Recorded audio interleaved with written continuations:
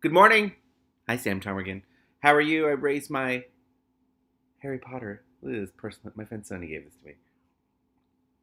I love this mug. It has a Dumbledore core. I mean, fuck Dumbledore. He's the worst. But, what they grow to be. It's very great. So I raised my Harry Potter mug full of Darjeeling. Ooh, I love Darjeeling tea.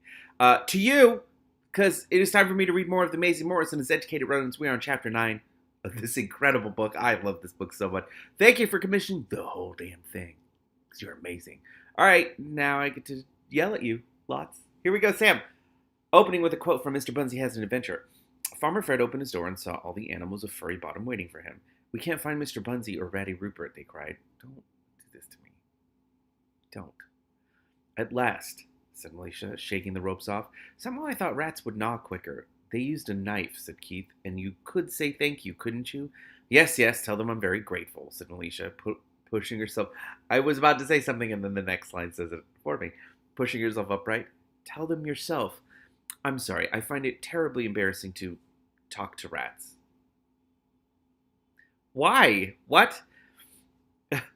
I suppose that's understandable, said Keith, if you've been brought up to hate them because they... Oh, it's not that, said Militia, walking over to the door and looking at the keyhole. It's just that it's so childish, so tinkly-winkly, so Mr. Bunsey. Mr. Bunsey? Squeaked Peaches. And it really was a squeak, a word that came out as a sort of little shriek. What about Mr. Bunsey, said Keith. Militia reached into her pocket and pulled out her packet of bent hairpins. Oh, some book some silly woman wrote, she said, poking at the lock. Stupid stuff for ickle kids. There's a rat and a rabbit and a snake and a hen and an owl, and they all go around wearing clothes and talking to humans, and everyone's so nice and cozy it makes you absolutely sick. What? Do you know my father kept them all from... Do you know my father kept them all from when he was a kid? Mr. Bunsey Has an Adventure. Mr. Bunsey's Busy Day. Ratty Rupert Sees It Through. He read them all to me when I was small, and there's not an interesting murder in any of them. This is not the reaction I expected from her. I think you'd better stop, said Keith. He didn't dare look down at the rats. There's no subtext, no social commentary, Militia went on, still twiddling. The most interesting thing that happens at all is when Doris the duck loses a shoe. A duck losing a shoe, right? And it turns up under the bed after they spent the entire story looking for it. Do you call that narrative tension? Because I don't. If people are going to make up stupid stories about animals pretending to be human, at least it could be a bit of interesting violence. Oh God, this is not where I thought this was gonna go. Also, that reminds me of a thing that I can't tell any of you about. Oh God. One day I'm gonna tell a story related to that line. At least there could be a bit of interesting violence. One day, and I will call back to this video at that specific line, if I can remember. All right. Oh boy, said Morris from behind the grating. This time Keith did look down. Peaches and Dangerous Beans had gone. You know, I never had the heart to tell them, he said, not to anyone in particular. They thought it was all true. In the land of Furry Bottom, possibly, said Militia, and stood up as the lock gave a final click. But not here. Can you imagine someone actually invented that name and didn't laugh? Let's go. I'm kind of heartbroken. You can have stories that are great that don't have subtext or social commentary and don't have any interesting violence. They're just nice. You upset them, said Keith. Look, shall we get out of here before the rat catchers come back, said Militia. The thing about this girl, Morse thought, was that she was no good at listening to the way people spoke. Not really listening at all. She wasn't much... Oh, God, that's literally the next line. She wasn't much good at listening at all, if it came to that. No, said Keith. No, what? No, I'm not going with you, said Keith. There's something bad going on here, much worse than stupid men stealing food. Morris watched them argue again. Humans, eh? They think they're lords of creation.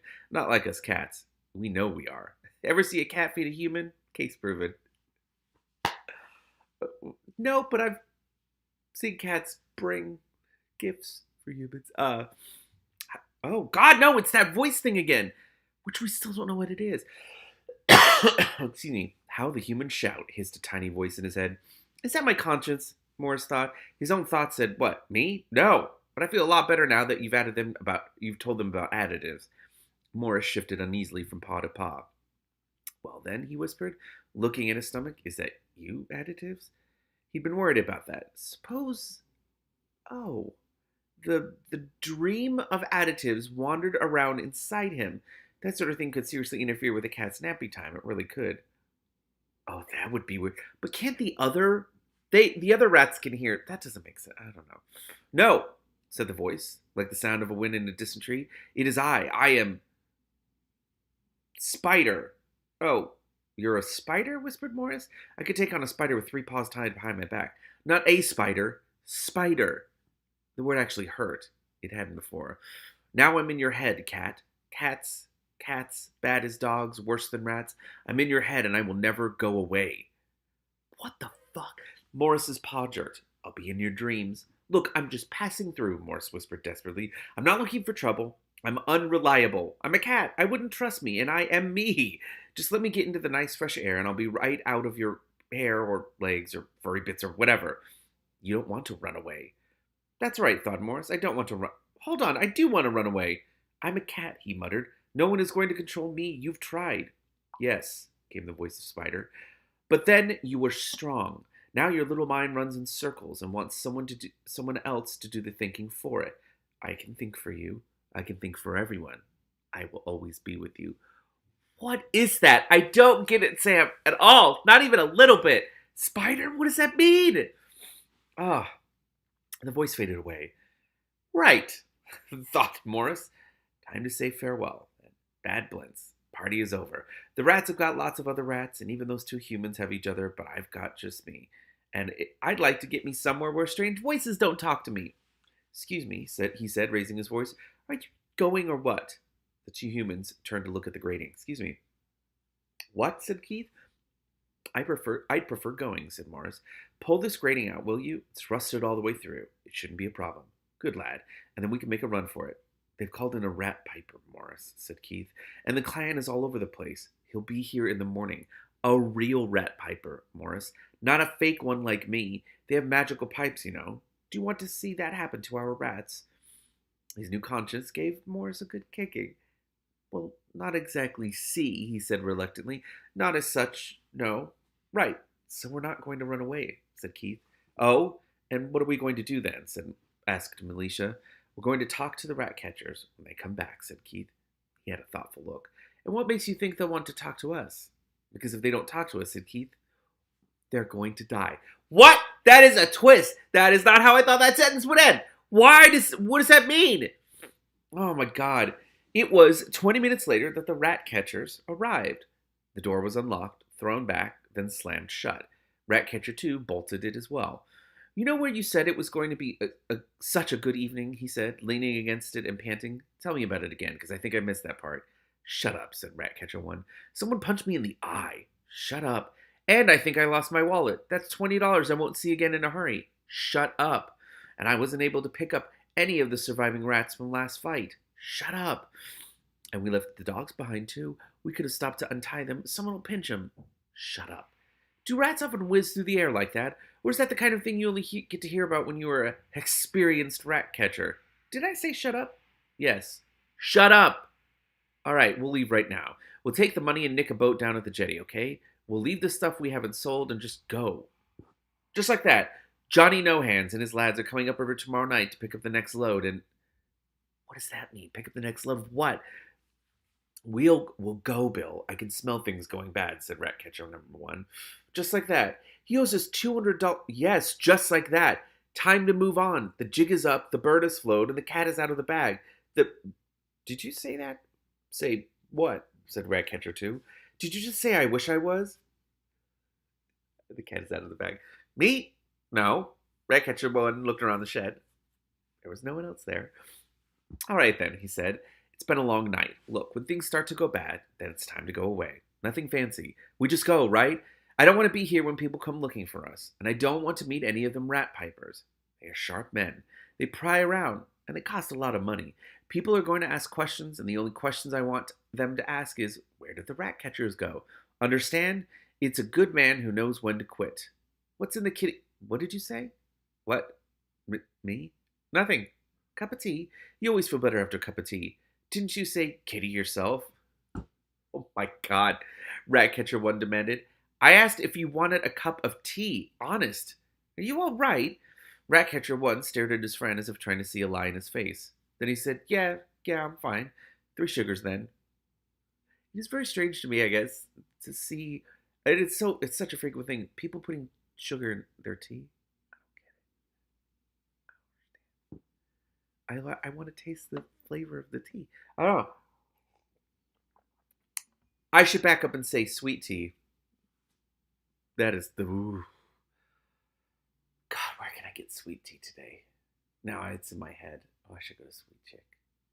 Anyway, all right, okay. That's right, said Ratcatcher 2, spooning it in. Keep up your strength. You have to look after yourself. Ratcatcher 1 took the mug, sipped the tea, and stared at the swirling surface. How do we get into this? He asked. I mean, all this. You know, sometimes I wake up in the night and think, it's stupid this, and then I come to work and it all seems, well, sensible. I mean, stealing stuff and blaming it on the rats, yes. And breeding big, tough rats for the rat pits and bringing back the ones that survive so we can breed even bigger rats, yes. But I don't know. I didn't used to be the kind of bloke who ties up kids. I like how in one paragraph, literally just explain everything that's going on. We made a big wad of cash, though. Yeah, Ratcatcher 1 swirled the tea in his mug and took another drink. There's that, I suppose. Is this a new tea? No, it's just Lord Green, like normal.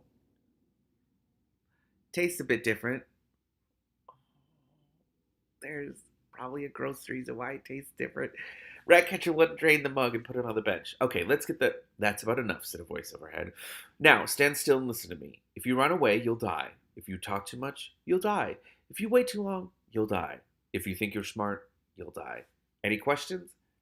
A few wisps of dust drifted down from the rafters. The Ratcatchers looked up and saw a cat face peering down. It's the kid's damn mug, said Ratcatcher 1. I told you it was looking at me in a funny way. If I was you, I wouldn't look at me, said Maurice conversationally. Oh! I'd look at the rat poison. Oh, shit. Oh, shit. Oh, this is a lot. Ratcatcher 2 turned to look at the bench. A bag was missing. Here, who stole the poison, he asked. Oh, said Ratcatcher 1, who was a much faster thinker. Just oh. Steal it, said the cat on high. We don't steal. That's thieving. We just put it somewhere else. Oh, said Ratcatcher 1, sitting down suddenly. That's dangerous stuff, said Ratcatcher 2, looking for something to throw. You had no business touching it. You tell me where it is right now. There was a thump as the trapdoor on the floor slammed back. Keith stuck his head up and then came up the ladder while the Ratcatchers watched in amazement. He was holding a crumpled paper bag. Oh dear, said Ratcatcher 1. Like how Ratcatcher 2 still has no idea. What have you done with the poison? Ratcatcher 2 demanded. Well, said Keith, now that you mention it, I think I put most of it in the sugar. Oh, my God. Well, now they have leveraging power. Holy shit. What? This is surprising. Darktan woke up. So Darktan's still alive. His back was on fire and he couldn't breathe. Oh no. He could feel the weight of the trap's jaw pressing down on him and the dreadful bite of the steel teeth on his belly. I shouldn't be alive, he thought. I wish I wasn't.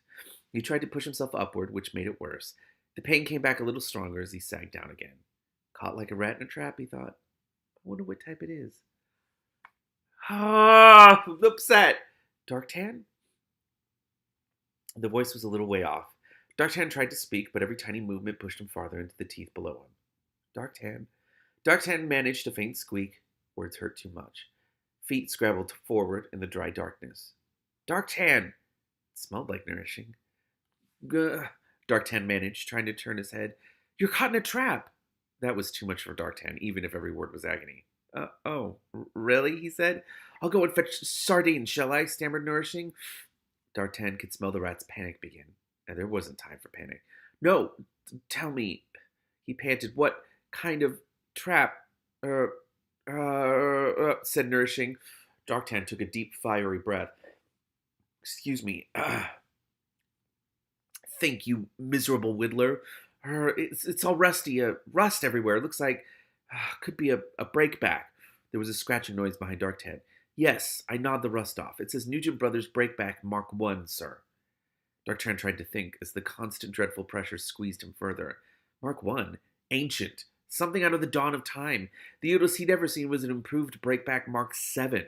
And all he had to help him was Nourishing, a complete Duralt with 4 left feet. I have no idea if I said that word correctly. Can you see how? He began.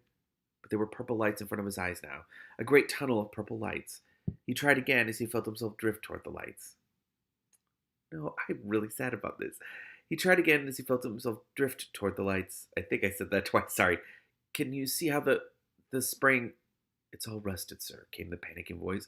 It looks like it's a non-return action like on the Jenkins and Jenkins Big Snapper, sir, but it hasn't got the hook on the end. What does this bit do, sir? Sir? Sir? D'Artagnan felt the pain go away. So this is how it happens, he thought dreamily. Too late now. She'll panic and she'll run. That's what we do. When we're in trouble, we bolt for the first hole. Even me. But it doesn't matter. It is just like a dream, after all. Nothing to worry about. Quite nice, really. Perhaps there really is a big rat deep under the ground. That'd be nice. He drifted happily in the warm silence. There were bad things happening, but they were a long way off, and they didn't matter anymore. He thought he heard a sound behind him, like rat claws moving across the stone floor. Perhaps it's nourishing. Running away, part of him thought, but another part thought, perhaps it is the bone rat. The idea didn't frighten him. Nothing could frighten him here. Anything bad that could happen already had. He felt that if he turned his head, he'd see something. But it was easier to just float in this big warm space. The purple light was darkening now, to a deep blue, and in the center of the blue a circle of black. It looked like a rat tunnel. If the youngsters were right, and there is a bone rat, he thought, then that means maybe there is also the big rat. And that's where he lives, thought D'Artagnan. That's the tunnel of the big rat. How simple it all is. A shining white dot appeared in the center of the tunnel and got bigger quickly. And here he comes, thought D'Artagnan. Are we going to see the death of rats? Oh, this is so upsetting. He must know a lot, the big rat. I wonder what he's going to tell me. The light grew bigger and did indeed begin to look like a rat. How strange, thought D'Artagnan, as the blue light faded into the black. To find it's all true. Off we go then, into the tunnel. There was noise. It filled the world, and the terrible, terrible pain was back, and the big rat shouted in the voice of nourishing. Oh, I gnawed through the spring, sir. I gnawed through the spring. It was old and weak, sir. Probably why you weren't cut in half, sir. Can you hear me, sir? D'Artagnan, sir, I gnawed all the way through the spring, sir. Are you still dead, sir? Sir? Oh, my God. Oh, my God. But what does that mean? I mean, D'Artagnan's still pretty fucked up, right? Oh, my God. This book is too much. Ratcatcher 1 leaped out of his chair, his hand bunching into fists. At least it started out as a leap. About halfway, it turned into a stagger. He sat down heavily, clutching at his stomach. Oh, no. Oh, no. I knew that tea tasted funny, he muttered. Ratcatcher 2 had gone a pale green. You nasty little, he began. And don't even think of attacking us, said Militia. Otherwise, you'll never walk out of here, and we might get hurt and forget where we left the antidote. You haven't got time to attack us. Ratcatcher 1 tried standing up again, but his legs didn't want to play. What poison was it? He muttered. By the smell of it, it's the one the rats call number 3, said Keith. It was in the bag labeled Kill-A-Lot. The rats call it number 3, said Ratcatcher 2. They know a lot about poison, said Keith. And they told you about this antidote, yeah? Said Ratcatcher 2. Ratcatcher 1 glared at him. We heard them talk, Bill. In the pit, remember? He looked back at Keith and shook his head. Nah, he said. You don't look like the kind of kid that would poison a man to his face. How about me? Said Militia, leaning forward. She would. Right? Because she totally fucking would. She would, said Ratcatcher 2, clutching at his collie's arms. She's weird. That one. Everyone says so. Wow, he's picked up that already just from being in town. I don't even know how long they've been in this city. Or town, I should say. He clutched his stomach again and leaned forward, groaning. You said something about an antidote, said Ratcatcher 1 to Militia. But there's no antidote to Kill-A-Lot. And I told you there is, said Keith. The rats found one. Ratcatcher 2 fell to his knees. Please, young sir, have mercy. If not for me, please think of my dear wife and my 4 lovely children who will be without their daddy. You're not married, said Militia. You don't have any children. I might want some one day. What happened to that rat you took away, said Keith. I don't know, sir. A rat in a hat came down out of the roof and grabbed it and flew away, said Ratcatcher 2. Ratcatcher 2 burbled. And then another big rat came down onto the pit, shouted at everyone, bit Jacko on the unutterables, and jumped right out of the pit and did a runner. Sounds like your rats are all right, said Militia to Keith. I haven't finished, said Keith. You stole from everyone and blamed it on the rats, didn't you? Yes, that's it, yes. We did. You killed the rats, said Maurice quietly. Ratcatcher 1's head turned sharply. There was an edge to that voice that he recognized. He'd heard it at the pit. You got them there sometimes, high-rolling types with fancy vests, who traveled through the mountains making a living by betting and sometimes making a killing by knives. Get it? making a All right. They had a look to their eye and a tone to their voice. They were known as killing gentlemen. You didn't cross the killing gentleman. Yes, yes, that's right, we did, babbled Ratcatcher 2. Just go carefully there, Bill, said Ratcatcher 1, still eyeing Keith. Why do you do it? Asked Keith. Oh, shit. Ratcatcher 2 looked from his boss to Militia and then to Keith as if trying to decide who frightened him the most. Well, Ron said the rats ate stuff anyway, he said. Oh, so their names are Ron and Bill. So, no, actually, let me take that back. Hold on. So, he said if we got rid of all the rats and pinched the stuff ourselves, well, it wouldn't exactly be like stealing, would it? More like rearranging stuff. There's a bloke Ron knows who comes up with a sailing barge in the middle of the night and pays us. That is a diabolical lie, snapped Ratcatcher 1 and then looked as if he was going to be sick. But you caught rats alive and crammed them into cages without food, Keith went on. They live on rats, those rats. Why did you do that? Ratcatcher 1 clutched at his stomach. I can feel things happening, he said. That's just your imagination, snapped Keith. Is it? Yes. Don't you know anything about the poisons you use? Your stomach won't start to melt for at least 20 minutes. Oh, my God. Wow, said Militia, seriously impressed. And after that, said Keith, if you blow your nose, your brain will... Well, let's just say you'll need a really big handkerchief. This is great, said Alicia, rummaging in her bag. I'm going to take notes. And then if you, well, just don't go to the lavatory, that's all. Don't ask why. Just don't. It'll be all over in an hour, except for the oozing. Alicia was scribbling fast. Will they go runny? She said. Very, said Keith. This is inhuman, shrieked Ratcatcher 2. No, it's very human, said Keith. It's extremely human. There isn't a beast in the world that this sentence. There isn't a beast in the world that'd do it to another living thing, but your poisons do it to rats every day. Now tell me about the rats in the cages. Can we just talk about Keith's transformation, his angry transformation? I kind of love it a lot. Sweat was pouring down the assistant Ratcatcher's face. He looked as if he too was caught in a trap. See, Ratcatchers have always caught rats alive for the rat pits, he moaned. It's a perk. Nothing wrong with it. Always done it. That's not how you justify things. Just because you've always done it doesn't mean there's nothing wrong with it. So we had to keep up a supply. So we bred them. Had to. No harm in feeding them dead rats from the rat pits. Everybody knows rats eats rats if you leave out the green wobbly bit. And then, oh, there's a then, said Keith calmly. Ron said if we bred rats from the rats that survived in the pit, the ones that dodged the dogs, well, we'd end up with bigger, better rats, see? I guess. I mean, that is a very interesting interpretation. That's scientific, that is, said Ratcatcher 1. Well, what would be the point of that, said Militia.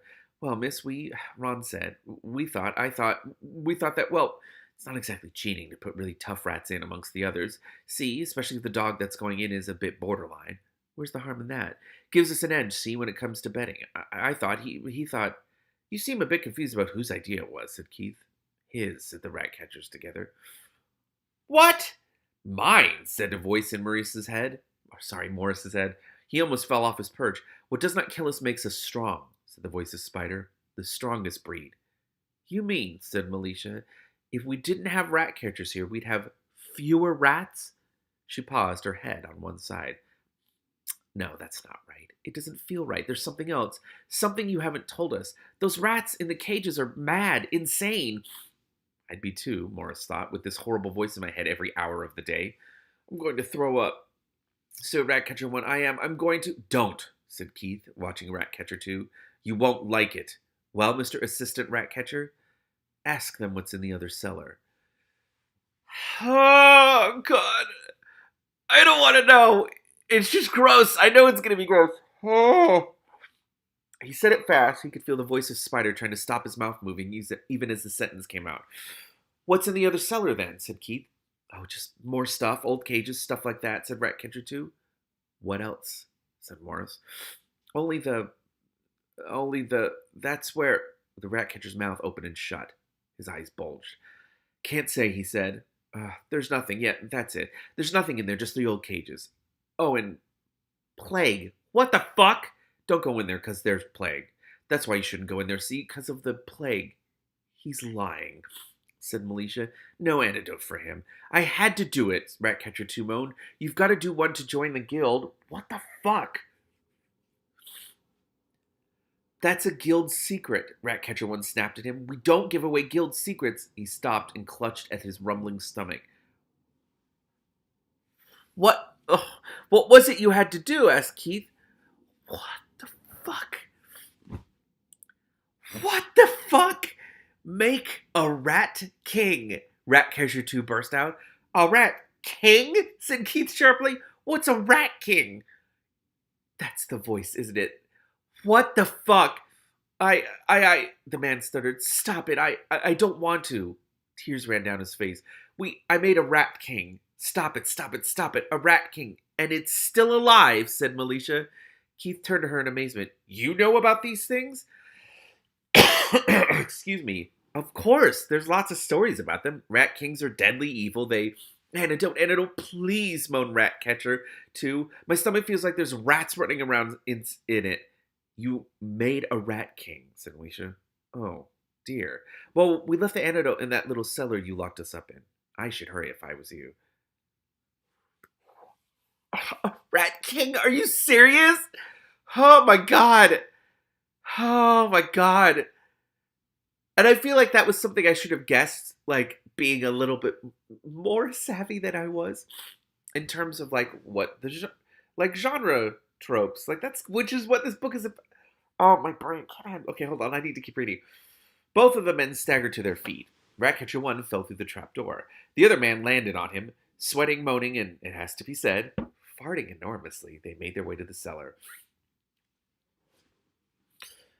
Dangerous Bean's candle was still alight. Beside it was a fat twist of paper. The door was slammed behind the men. There was the sound of a piece of wood being wedged under it. Oh, we forgot to mention that there's only enough antidote for one person, said Keith's voice muffled through the wood. But I'm sure you can sort it out in a humane sort of way. I am fucked up by this book. So fucked up by this book. Darktan tried to get his breath back, but I can't. First of all, go back. Please go back. I need to know more about the Rat King. All right, but I also need to know about Darktan. Darktan tried to get his breath back, but he thought he'd never get it all, even if he breathed in for a year. Oh, there was a ring of pain all around his back and chest. Okay, I actually can relate to that way too much, because I got, well, if you're not familiar, I did cycling for a long period of my life.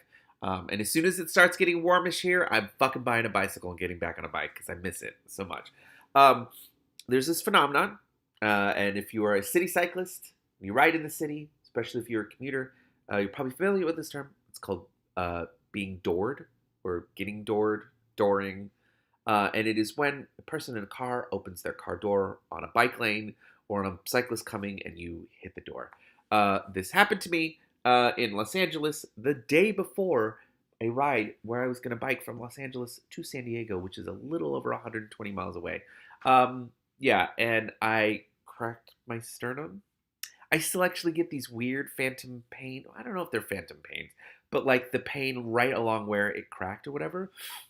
But I remember that feeling of like trying to get your breath back, but you never thought you would get it all for so long. It is also, funny story, the only time I have ever had to go to an emergency room or a doctor's thing for anything and gotten an actual dose of pain medication. Which is a whole other essay I would like to write about some other time. Being brown, bearded, and with tattoos, I am often on the receiving end of a lot of really fucking awful stereotypes.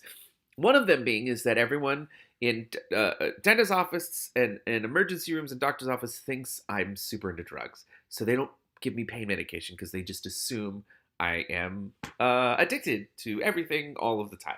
Which, obviously, if you know me, is incredibly ironic because I'm straight edge and I've been sober for, holy shit, 16 years. This last November was 16 years. So, yeah, I was given a single Valium. One Valium to deal with the pain of this. The thing is when you crack your sternum, you can't do shit. Nothing. There's no braces, nothing. You just have to deal with the pain. So I took this Valium and we went to sleep that night, me and my partner at the time, and then woke up the next morning like everything was normal. You know, I'd forgotten to turn off my alarm, so I woke up at the time we were supposed to get up to do this ride at like 6 in the morning, and the Valium had just taken over my body, and so I was like, let's do it, let's do the ride. That Valium lasted me because I'd never had Valium in my entire life, and I've never had anything that strong ever since then. It's the only time I've ever had a serious pain medication. And that Valium lasted me from about 9, 10 p.m. one night, about 24 hours. And let me tell you, I felt nothing. Nothing. And I had a cracked sternum, and I rode my bicycle 120 fucking miles. Um, and then immediately fucking regretted it the next day. Oh my God. I woke up and was like, I feel like I get hit by my car. And my partner at the time was like, you got hit by a car. We shouldn't have done. I couldn't. I had to be helped out of bed because I was in so much pain. Because part of what the Valium did, I swear I will get back to the story, Sam. Part of what the Valium did was prevent me from feeling the normal pain that comes from exertion. So I pushed myself super hard because I would, like, when I was going up hills or anything like that, I would feel pressure on my chest and I'd have to stop every once in a while. But I didn't feel pain in my legs at all. Like I wasn't sore or like, oh shit, like this hurts. This is really difficult. Or no, nothing. Didn't feel at all. So I pushed myself extremely fucking hard. And then the next day I was like, I'm dying. So anyway, there's your little story.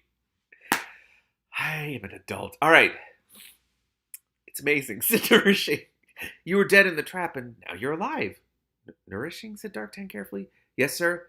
Very grateful, said Darktan, still wheezing. But don't get silly. The spring was stretched and weak and the teeth were rusted and blunt. That's all. But there's teeth marks all around you. No one's ever come out of a trap before except the Mr. Squeakies, and they were made of rubber. Darktan licked his stomach. Nourishing was right. He looked perforated. I was just lucky, he said. No rat has ever come alive out of a trap, Nourishing repeated. Did you see the big rat? The what? The big rat? Oh, that's a Darktan. He was going to add, no, I don't go in for that nonsense, but stopped. He could remember the light and then the darkness ahead of him. It hadn't seemed bad. He'd almost felt sorry that Nourishing had got him out. In the trap, all the pain had been a long way off, and there had been no more hard decisions. Oh, God. He settled for saying, is ham and pork all right? Sort of. I mean, we can't see any wounds that won't heal. He's had worse, but, well, he was pretty old. Nearly 3 years. No, the last sentence on this page is was, said Darktan. I don't want to turn the page! No! Oh, is pretty old, sir. Oh, shit. Fuck you, Kindle, for doing that to me. Is pretty old. I mean, sir. Sardine sent me to find you because we'll need you to help us get him back. But, she gave Darktan a doubtful look. It's all right. I'm sure it looks nastier than it is, said Darktan, wincing. Let's get up there, shall we? An old building full of handfolds for a rat. No one noticed the two of them as they climbed up from the manger to saddle harness to hayrack. Besides, no one was looking for them. Some of the kikis had taken the Jacko route to freedom, and the dogs were going mad searching for them and fighting with one another. So were the men. Darktan knew a little bit about beer since he had gone about his business under pubs and breweries, and the rats had often wondered why humans sometimes liked to switch their brains off. To the rats, living in the center of a web of sound and light and smells, it made no sense at all. To Darktan now, it didn't sound quite so bad.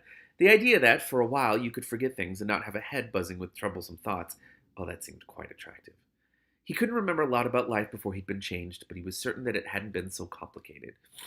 Oh, bad things had happened, because life on the heap had been pretty hard. But when they were over, and tomorrow was a new day. Rats didn't think about tomorrow. There was just a faint sensation that more things would happen. It wasn't thinking. There was no good and bad and right and wrong. They were new ideas. Ideas. That was their world now. Big questions and big answers about life and how you had to live it and what you were for. New ideas spilled into Darktan's weary head. And among the ideas in the middle of his head, he saw the little figure of Dangerous Beans. Darktan had never talked much to the little white rat or the little female who scurried around after him and drew pictures of the things he'd been talking about or thinking about. Darktan liked people who were practical. But now he thought, he's a trap hunter, just like me. He goes ahead of us and finds the dangerous ideas and thinks about them and traps them in words and makes them safe. And then he shows us the way through. Help! No! No! Oh my God! I love that analogy. We need him. We need him now. Otherwise, we're all running around like rats in a barrel. What a realization. That's so great.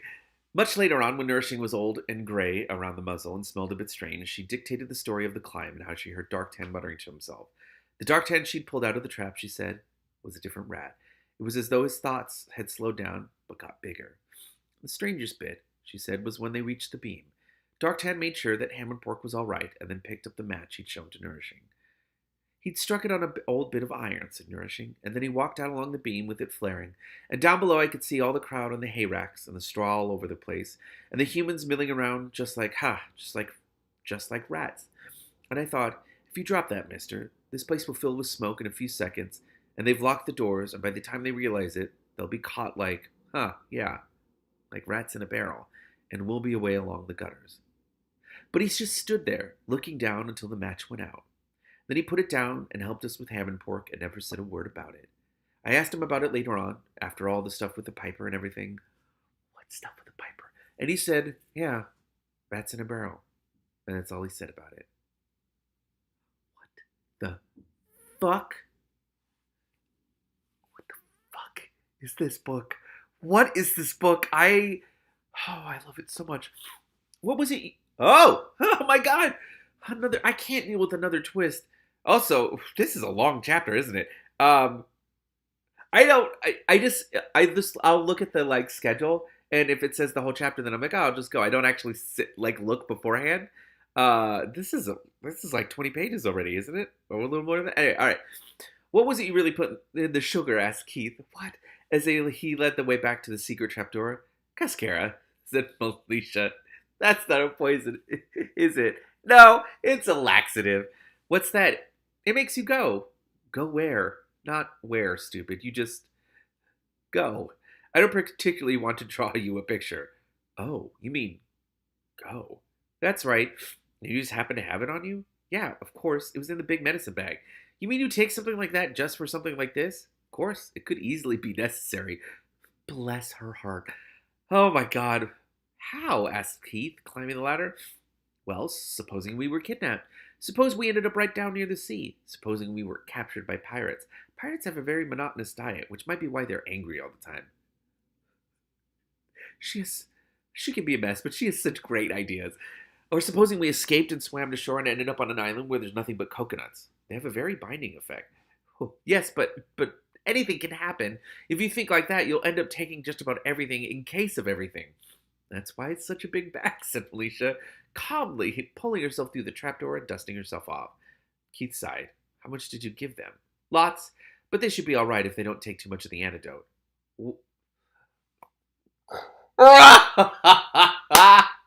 What did you give them for the antidote? Cascara. Felicia, you are not a nice person.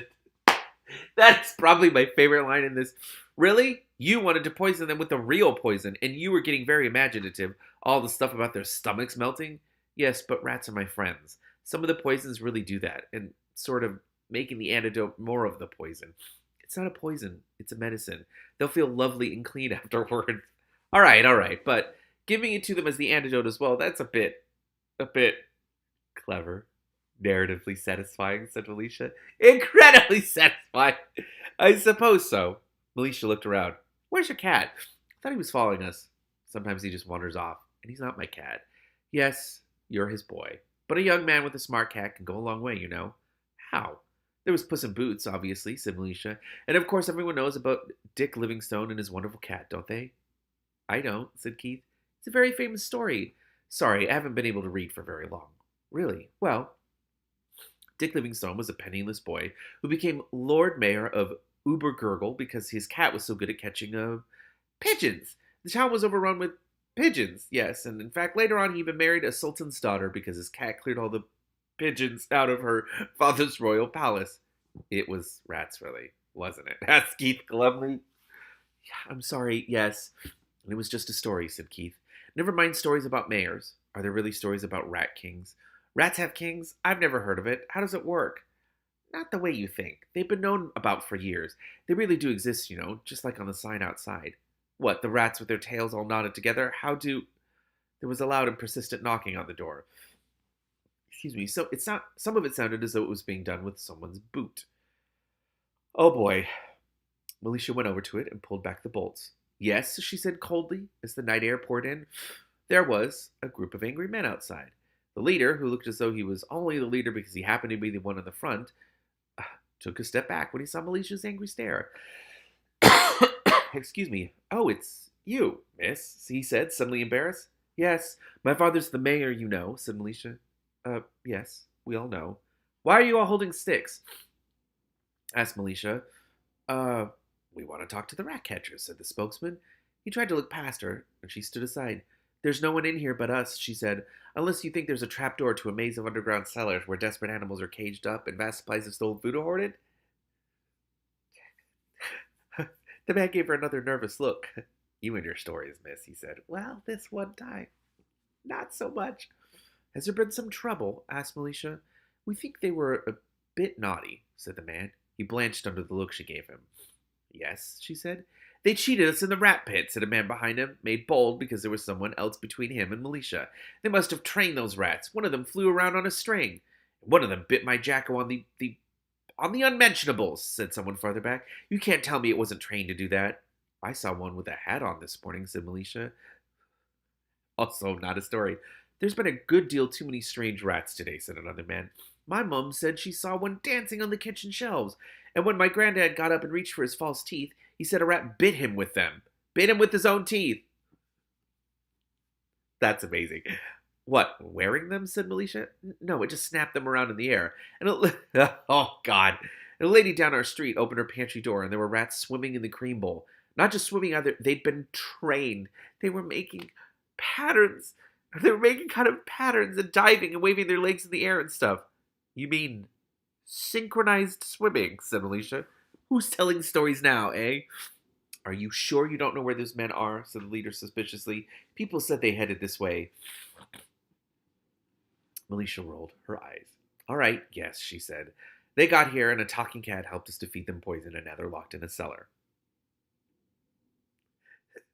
I haven't read yet. I am going to guess that this is going to get them to go away because they'll be like, no, that's not how it happened. Okay. The men looked at her. Yeah, right, said the leader, turning away. Well, if you do see them, tell them we're looking for them, okay? Alicia shut the door. Oh, my fucking God. It's terrible not being believed, she said. Now tell me about Rat Kings, Keith said. Oh, of course, that's the end of the fucking... God. No! I want to know more about this Rat King. Sam, holy shit. This book is so good.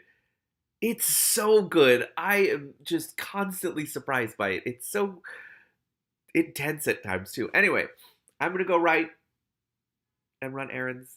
I will see y'all later. Thanks, Sam. I lost the mouse. I don't know how to stop this video. Oh, there it is. Okay, here we go. Okay, see ya.